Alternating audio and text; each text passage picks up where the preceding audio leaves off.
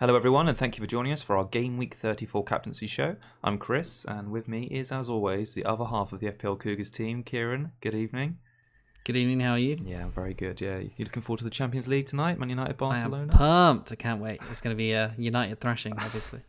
Can't wait. So we're, just over an hour away from kickoff, and we're both really looking forward to that one. So yeah, perhaps I'll get you to do a prediction at the end of the show, and people can see how we get on. Right, so tonight we're going to be talking about captaincy for Game Week 34.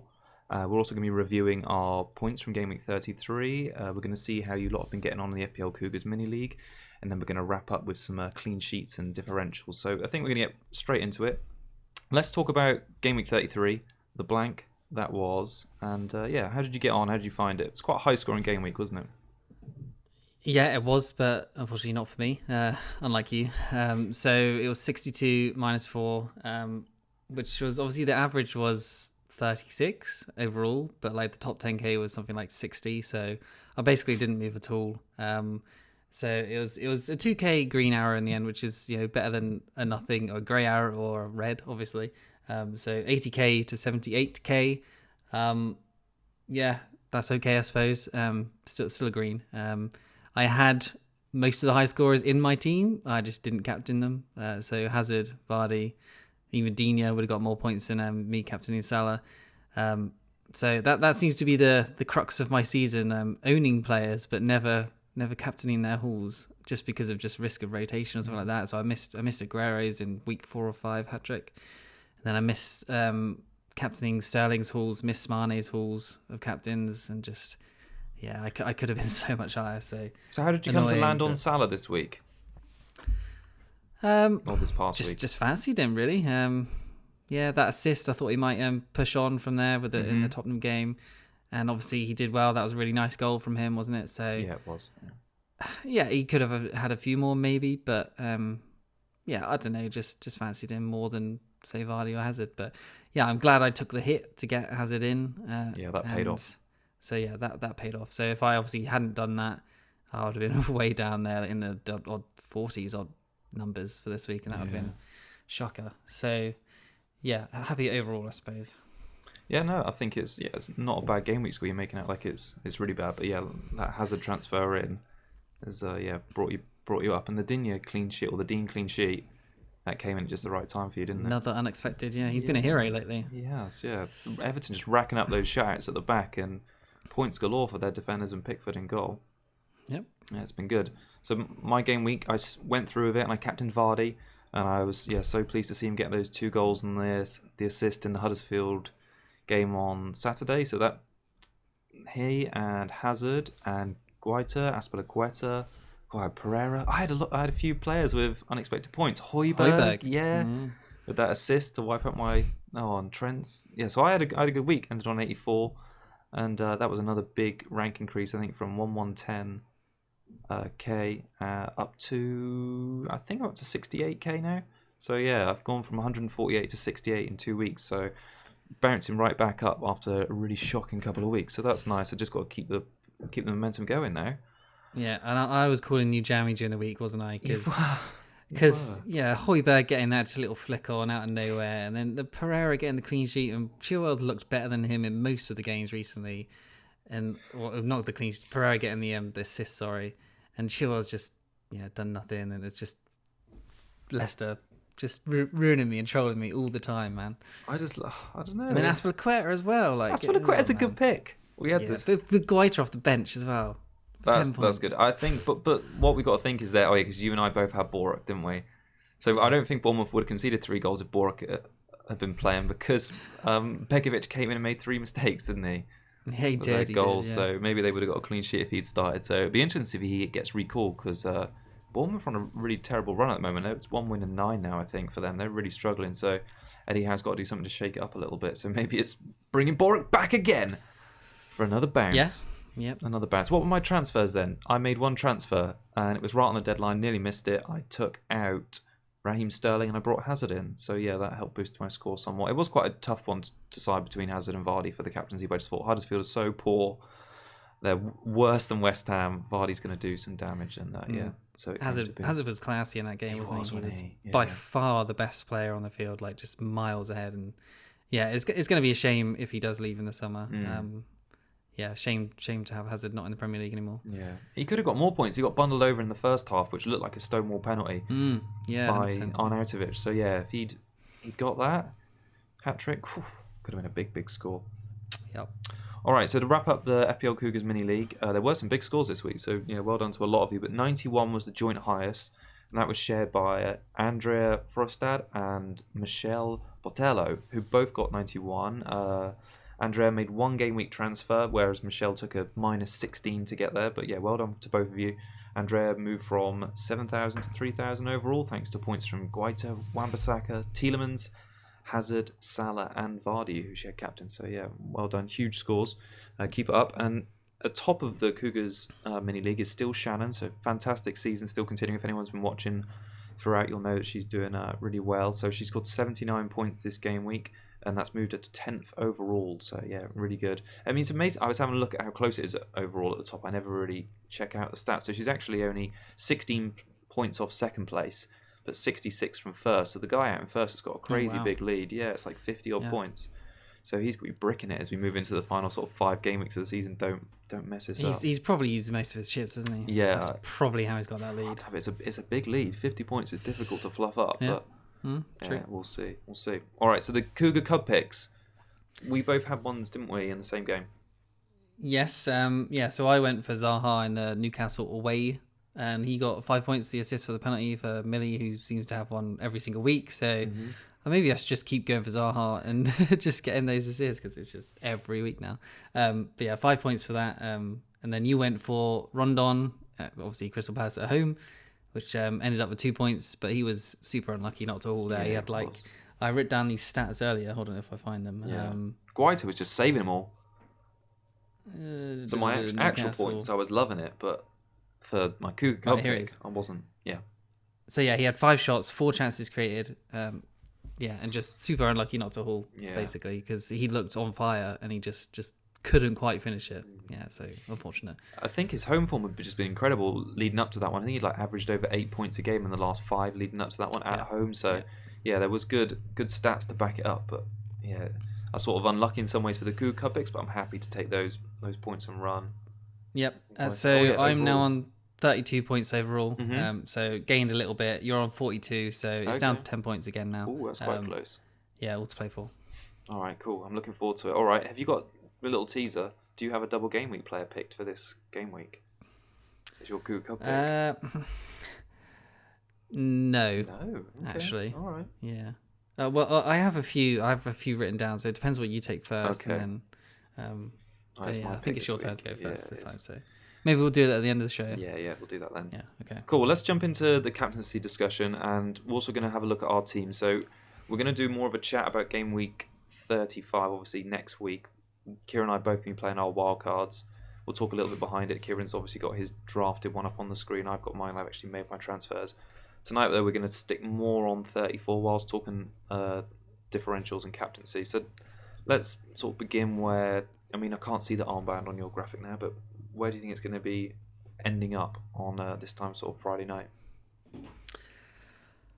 I'm super undecided, It could be one of the Brighton players. It could be, maybe even Camarasa. Obviously, they're 2 away games, which isn't great for the double, but he's had pretty consistent form. I think it was 2, 8, 8 and 2. So that's not too bad for him. So if he could get a goal in a double and maybe another just 3 point or something in one game, that's not bad. But yeah, it's hard to look away from that Huddersfield game for Spurs, isn't it? Really. So yeah, Son, Eriksen, Ali, maybe even Lloris. If he gets a penalty save or something, that wouldn't be too bad. But yeah, Son gonna be like their Salah, isn't he? Because he's surely going to play all those games. You'd think.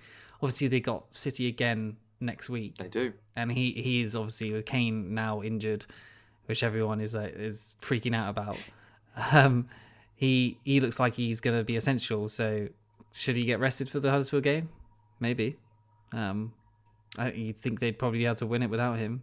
Yeah, you think they want to sort of preserve most of their players for that City game after winning that game last night. They want to come. Yeah, with their best squad, but at the same time, Son was the player who really stepped up when Kane was out injured. So I was having a look how he fared while Kane was out. So Kane missed game week 23 to game week 26 with the other ankle injury, didn't he? Mm-hmm. In those games, Son scored 3, got 26 points in total, and was averaging 8.3 points per game. So whilst Kane was out, Son was really stepping up, and they are going to need someone to do that this time around, aren't they? Because I don't know if they're... We talked about Llorente before, didn't we? Remember he came back in, or came in at that time as well. He had a wretched first game away against Fulham, I think, and then I think he managed one goal in that time. I think it was at home. Well, he got 1 goal, 3 assists. So 1 goal, 3 assists. Okay. Yeah, that was a pretty good return for him. I'm actually very interested in Llorente now, actually. All right. Because he's benchable in the games that you don't want, in the games that aren't the double for the rest of the season, for instance. So you could possibly bench him against Huddersfield or something, but you probably wouldn't want to do that, obviously. But he's benchable in other game weeks if you don't want him because he's cheap. Yeah. Am I right in thinking he should? Sorry, Karen. I was going to say, am I right in thinking he's 5'1"? He is 5'1", yeah, okay. And it gives you funds for a power midfield instead.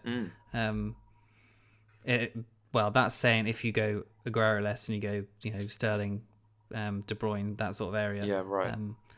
But I have been playing around with that sort of wild card draft with Llorente in instead. But yeah, I think Son probably inevitably will be my captain, or a single game week player, as in. Well, sorry, Son is a single, isn't he? Someone like Vardy, who's obviously on form. He's got a good fixture. Maybe even United, West Ham at home. So we've got your wildcard draft up on the screen right now. You're talking about Vardy and maybe even a United player who aren't in that team at the moment. Yes, there's so many changing for me to do. Are you thinking? Because of, like you say, there's a lot of double game weeks that are happening next week. So people are bringing those players into their squad for this week, but not really many of them, really, apart from Huddersfield, have got a clean-cut, good, captainable fixture, possibly apart from United at that home game against West Ham, but who United have got tricky games in the double. Are you thinking to bring in a player on your wildcard this week, almost like a 1-week punt, who you're not really considering to be in your squad for 35? It's a possibility, for sure. I think if I would go Vardy, I'd probably keep him for the season because their fixtures aren't too bad. Yeah. But that's why I have Maddison in there at the moment, just because I think he's in decent form, and he's worth including, just because the Leicester look really good at the moment. Yeah, they do. Obviously, Vardy's returns are way better, but he's obviously way more expensive. So I'm not sure. It probably will be Son. There's so much tinkering to go, so much United play tonight against Barca, obviously, as we've said. See how they do. Rashford's fit, he's playing. Pogba's playing. Obviously, Lukaku's playing as well, and they've got a tricky double, but they play City. They could possibly end City's chances of winning the league. We saw what happened, was it last year when they came, that massive comeback from 2-0 down? Pogba instrumental in that, 2 goals. Pogba at home to West Ham in 34. Maybe people are overlooking him and Rashford and their chances because West Ham look, terrible at the moment. Yeah, awful, really awful. I think going back to the Huddersfield game, which is probably going to be prime candidate for Son, it was also Eriksen who sort of did well last week against Palace, and he's really stepped up in recent weeks as sort of a good source of points for Spurs. So in the last 6 games, he's leading the way of Spurs midfielders for goal attempts, which is 15, and 5 of those being shots inside the box. He obviously had the golden assist last time out.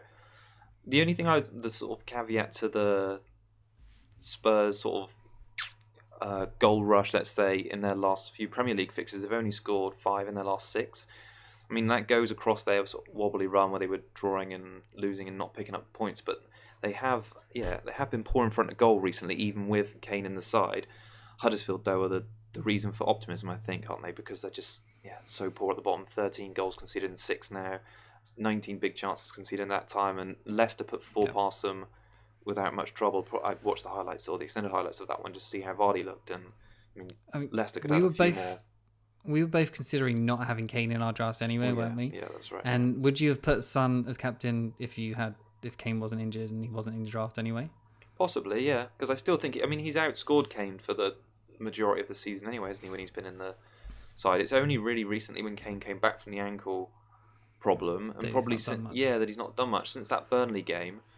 that he's been a bit quiet. But last week in the first game in the new stadium was the first time I think Suns outscored him in like five or six Premier League games. So there was a little bit of optimism that he could start outscoring him again. But now that he's definitely out, I see that Son's got the form after scoring in back-to-back games, and he's got the fixture. So 2-2 in the new stadium. Yeah, they got 4 of the last 6 at home. Mm-hmm. I think it's 4 of the last 6. So yeah, that sounds like he's good and probably nailed on in pretty much everybody's drafts now. You'd be probably crazy to go without him, to be honest. So moving from Spurs to Liverpool, Salah's been a bit of a quandary for both of us this week because we've been debating whether to keep him in our wildcard squads. We've only just recently got rid of him. Is he worth putting back in? You obviously had him captain last week. If he's back in, is he a captaincy shout for this Chelsea game? I was looking at the stats, and despite him having or continuing these sort of underlying stats in terms of how many shots in the box he's having, penalty area touches, they're all crazy high. He's just not converted yet. Although Chelsea seem like a big team, their away record has been really poor recently. So conceded 16 in their last 6 away. They've obviously got thumped Man City, thumped at Bournemouth. They've come out a little bit of that slump now. Do you see that Chelsea are a team that are going to give up some chances because they're going to be going there for the win? They're not going to. Yeah, they'll definitely give up chances. They could be chances to break like Salah did against Southampton. Mm-hmm. But it just depends what Chelsea turn up, I suppose, isn't it? They've got the chance of top 4 still. They do. Obviously with Arsenal fluffing up against Everton. So yeah, they'll obviously want to win. And obviously Hazard is in imperious form at the moment. Just smashed that West Ham game. So yeah, I think Chelsea will be dangerous, and that could lead to it being quite open. But hard to look past that Son captain, isn't it? Yeah. Liverpool, Chelsea games, top 6 games usually quite tight, or can be. Yeah. Well, I feel like so. Don't you feel like Liverpool have blown teams away at Anfield this season? And even the big teams, they've put quite a few past them. I'm thinking of the Arsenal game. I'm thinking of Spurs they beat. It's a consideration, but I don't think it's enough to warrant going past Son. To be honest, would you do it? Well, it's between him or Son for the captaincy for me at the moment. I think United play West Ham on the Saturday evening, so they could go ahead. I think they can go ahead or go level with points Chelsea in the race for the top 4. So I think Chelsea are going there knowing that really to keep that top 4 momentum going, they've got to win really. I just see them going for it. Spaces being left open at the back, and like I say, the defence has been poor on the road. So I think there's opportunity for Salah to get involved in some goals. Yeah, no, I agree. I know you've mentioned obviously, or you mentioned Hazard possibly as you want him to keep him form over fixtures. Yeah, are you considering him still and maybe a captain on him? Is that anything? I think he has a good record, doesn't he? Against Liverpool, he likes scoring against them. He scored earlier in the season in the home game at Stamford Bridge, and he scored that crazy goal in the League Cup game. But as of right now, despite the form against fixtures I've just talked about, Hazard is in great form. But I don't fancy him away against that Liverpool defence. I think they're just going to keep it tight. I think he'll be quite nullified, and Liverpool have just got to keep winning, haven't they? So I think they're just going to keep it so tight at the back. I don't think he's going to get any returns in this game. So for that reason, he's not in my wildcard squad at the moment. It's a different matter with 35, but if we're just solely focused on 34, I don't trust him to play ahead of the Spurs players or return ahead of the Spurs players. So you wouldn't want him in for Burnley at home? I'd like him in, but there isn't just enough. I'm going to back my double game week players. Spurs have basically 4 good fixtures in that time, while Hazard has a away game against Liverpool, away game against United, and then that home game against Burnley. So I think, the 4 fixtures to the 3 fixtures, one of which is good, then that's what makes sense. City, they've come off the back of their first loss since January last night, away against Spurs, obviously, in Champions League. How do you see them facing up against Palace? You and I both got Aguero. I'm planning to go without Sterling because I think he's more rotation prone than Aguero over the coming game weeks. They've scored sort of a bit less than their season average in the last 3 away games. They're scoring slightly less than 2.5 goals, and that was even boosted by the 2 they scored against Fulham. Is Aguero a captaincy option here, or do you think that's going to be quite a tight game? I think it's definitely going to be tight. We've seen what Palace can do keeping Spurs in the new stadium to only 1-0. Yeah. I think it's going to be tight. And Aguero may have lost some confidence with missing that penalty in the Champions League. Looked pretty uninvolved in that game against Spurs. So I think it'll definitely start against Palace and probably do the 65 minutes as he loves to do. But I can't really see him as a option as captain, really, just because Palace are just tight at home, well, usually at home anyway.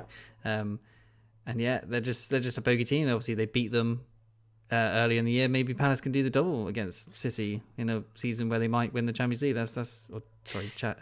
Premier League. That's something to write home about for Palace.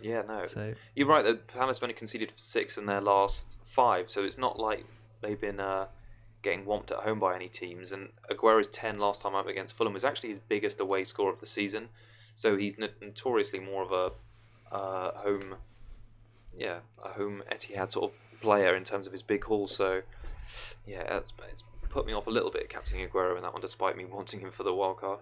I mean, City in general just look a little bit lackluster at the moment. They're not blowing teams away. They're struggling. The teams that they have blown away have been, poor teams. So their fixtures have been pretty nice and pretty easy for the last 2 months or so, and now they're kind of getting into this fixture pile up of April. They're still in 4 competitions. Obviously, they've won the League Cup, isn't it, already? So they're in 3 competitions, but there's so many matches for them in April. There's going to be inevitable rotation. Sterling's played 90 in the last 2, so it looks like he will probably miss this one, looking for 90 minutes against Spurs again in the league. No reason why Sane can't come in. Mahrez, whoever, De Bruyne was left on the bench as well. He'll probably come in. He looks like an option as well. And Bernardo's injured, so you imagine there's going to be someone else to have to fill in his spot. So Aguero over Sterling for sure, but captaincy I don't think is wise this week. No. Just worth mentioning it still while we're talking about City is just how good their defence has been recently. I mean, they've been playing some poor teams. So they played those 3 games in a row. They played Fulham, they played Cardiff, and they played Brighton. They got 3 clean sheets in all of those games. So that's they wasn't ideal preparation for the Spurs game because they were such strolls in the park. But Laporte has now kept and City 6 clean sheets in the last 7 in Premier League games. So their clean sheet record is looking good, and I think they've got a good chance of notching another one against Palace. Despite the fact Palace have scored in each of the last 6 home games, I think City motivated to shut them out this weekend. Yeah, but having said that, looking forward on the wild card, their double is pretty tough. It's United and Spurs, isn't it? So, can you see clean sheets there? Probably. Well, maybe. I mean, they can keep a clean sheet against anyone, so it's likely. Okay, I suppose. I just feel like Laporte's a double game week hero, Geek. He's a hero. He'll probably score some sort of bicycle kick in the Spurs game and a rocket in the second one. He's been a hero twice in the double game. It's going to be. Can he really do it a third time? Third time lucky, Geek. It's the saying for a reason. There's going to be points there. It's going to be like 30 odd points. 30 odd points. Yeah, he's just getting more points every game. Yeah. Okay. So the other team who we've not spoken about yet, who have a double game week, and everyone seems to be going a bit crazy over. You've got 2 of their players. I've got 2 of their players. It's Brighton. People have been talking about Duffy captain, Murray captain. I'm looking at it thinking, am I missing something here? What? Why? Why?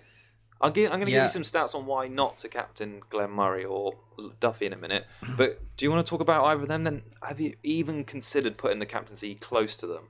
Just seems mad to me. Right. Well, I kind of looked at Murray because our friend George, FPL Whale, he was talking about him this morning. Okay. But I looked at his returns, his minutes. Yeah, his returns in the last 5 have been 2, 0, 5, 2, and 1. Mm-hmm. So that's pretty awful, and he's pretty much played most of the minutes. Yeah. He's he usually plays the home games, right, and will maybe get rested for away games. And not always. That's the caveat to that. Is not always he's rested. But they're both home games for Brighton. Yeah, and they're in quick succession, aren't they? It's not like he's got a week. Which is a worry for him for sure, because he is old as.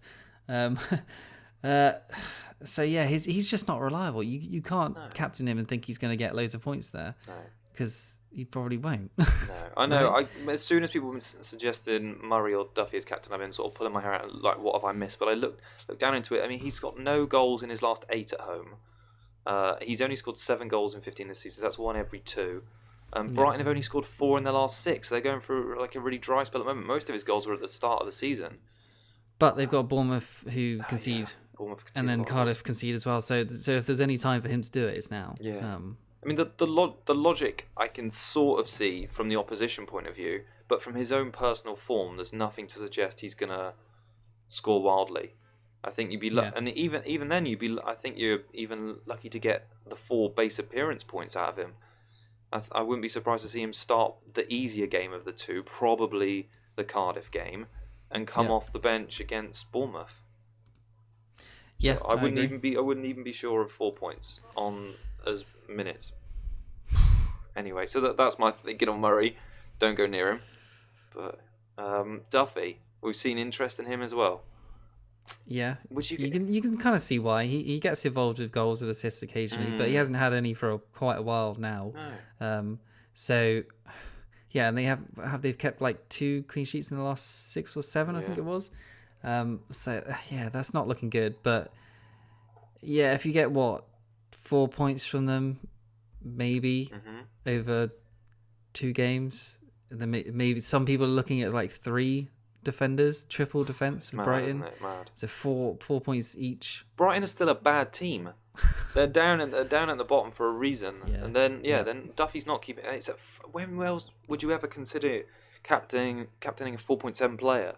He scored how many? He's had like what? Well, he gave me 34. He's had nearly 15. I think it is 15 home games so far this season, and he scored in 1 of those at home. 1 or maybe 2. 2 at home. 2 at home, and it's 1 assist. I can see Bournemouth scoring here for sure. Yeah. 100%. Like the Bournemouth had a poor game last out against Burnley, right? And they're gonna want to bounce back because they still need that final win to be safe. They do, and they're on a crabby run. And Wilson, King, Brooks, Fraser, I can see them all like relishing this game, being well up for it. Yeah, they could even get like 1 point. Duffy, you don't want to captain a 1 pointer. They could concede 2 or more for sure.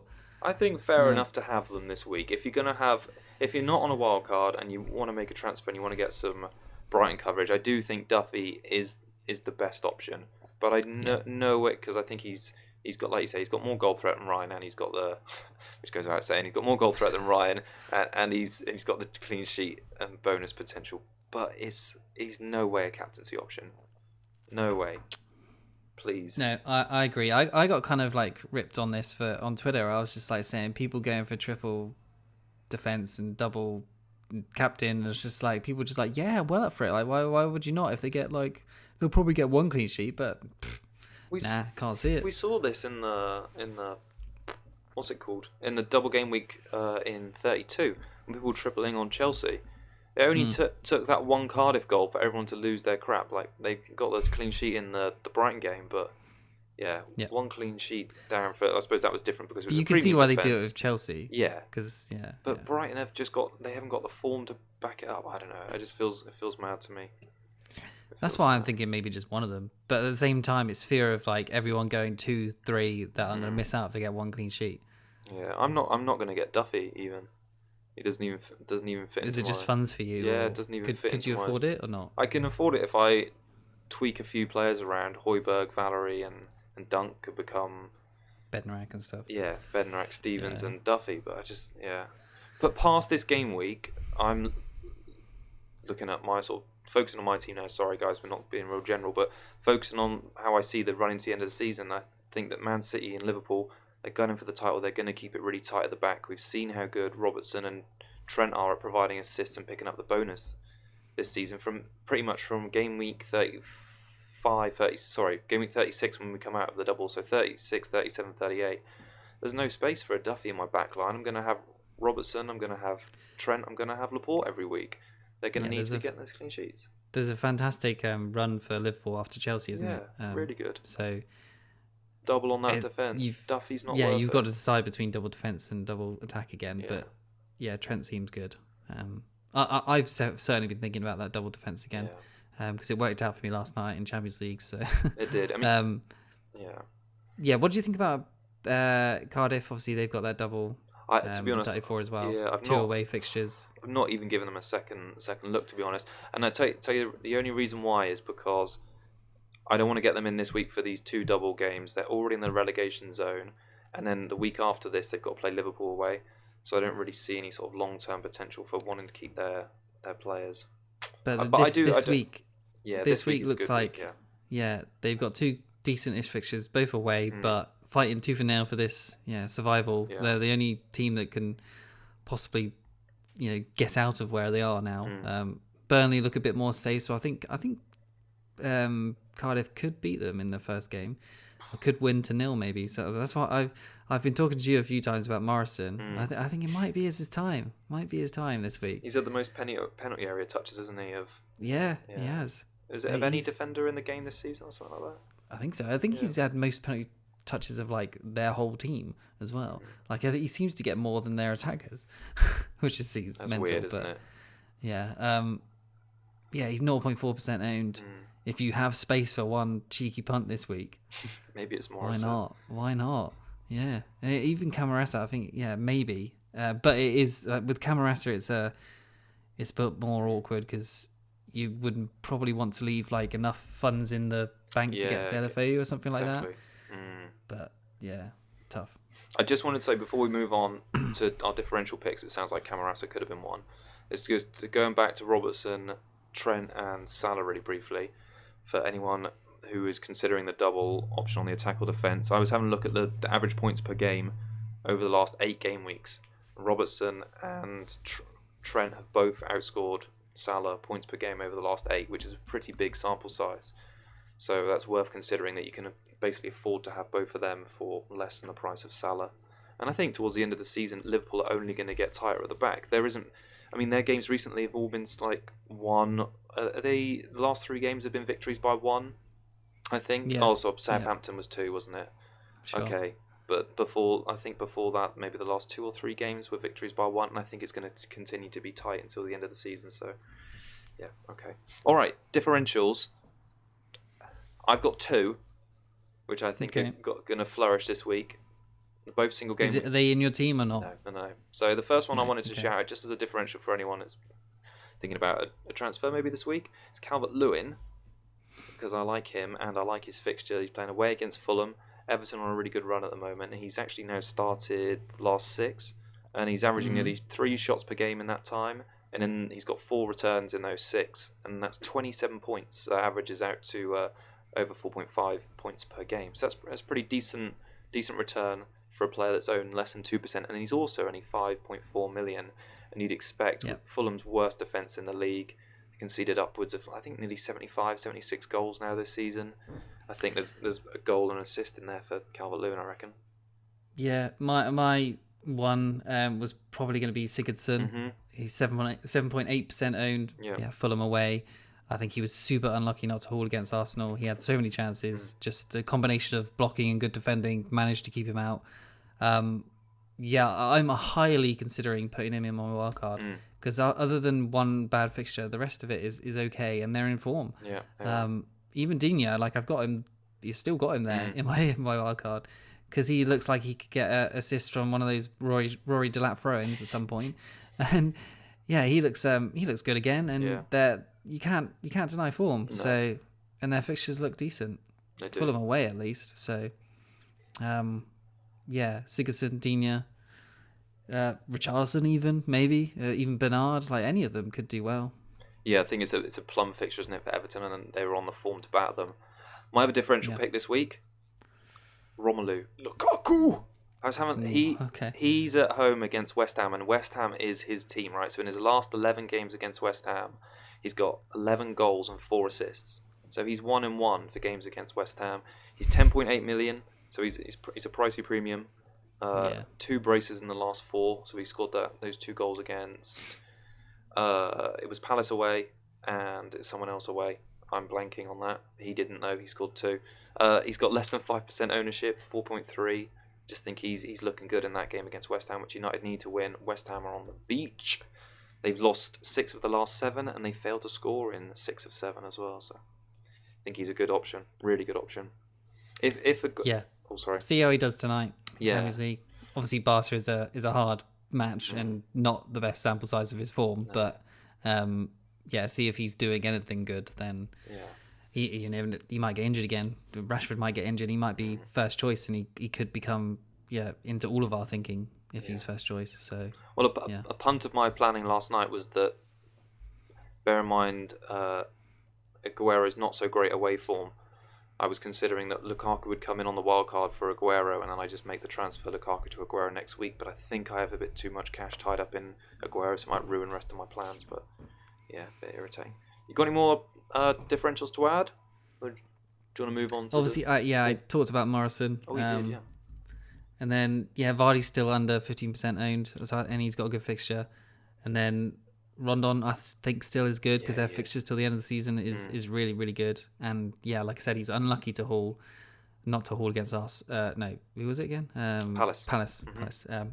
And fixtures until the end of the season are good. And maybe his bubble of scoring goals is over, but his stats say that's not the case. I'm considering him still. Okay. I think it's probably not wise to go full out for the double game week players. Yeah. You need to have a balanced team for the bench boost, I think. So there's plenty of decent fixtures where you can get a single game week players this week that can score points. So just remember that.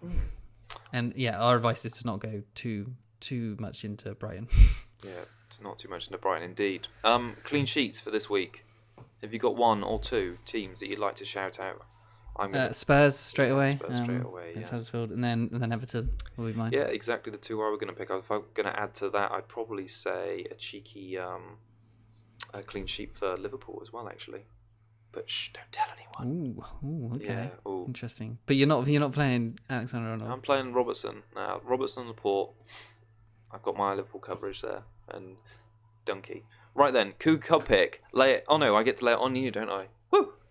I'm going to go for Cardiff player, Etheridge in goal. Oh my god! Really? Okay. Yeah. I had even considered him for my team for those save points. I can see a clean sheet there in one of them. And he loves a save point. He does. He was great. Who did they play against last City. week? Yeah, he was making so many saves. Like it. Cool. So that's okay, so if I don't go, I might go Sigurdsson in my team. Okay. I won't go Morrison. Mm-hmm. I'll go a bit safer and go Redmond. Oh, okay. 2% owned. Wolves at home. I can't tell if Wolves are going to be on the beach or not. After going out the FA Cup. Yeah. Do they want Europe? Not sure. I mean, you'd think they probably do. I think they probably do, yeah. So, but at the same time, this feels like it could be a game where they slip up again. Hangover from FA Cup. Southampton at home. Yeah, in decent form at the moment. Looked good against was Liverpool. 2% owned. He's looked decent. No real returns from him, but hoping he can get on the end of something here. Yeah, very good, very good. Cool. Any more to add? No, I don't think so. I think those 40 minutes have flown by. 40 minutes have flown by. Cool. All right. Well, thank you to everyone for joining us. We'll be back early next week, because we're going to preview game week 35 and all those mass amount of fixtures. We'll go over our wild cards, because you'll be able to see them. Our bench boost likely. If you've got any questions about your team in the meantime, hit us up on @FPLcougars. That's on Twitter, or just leave a comment on our YouTube channel. If you haven't subscribed, please do, and join us for weekly videos. I think that is all from me. So until next week, it is goodbye from me. Cheers and good luck. Bye-bye.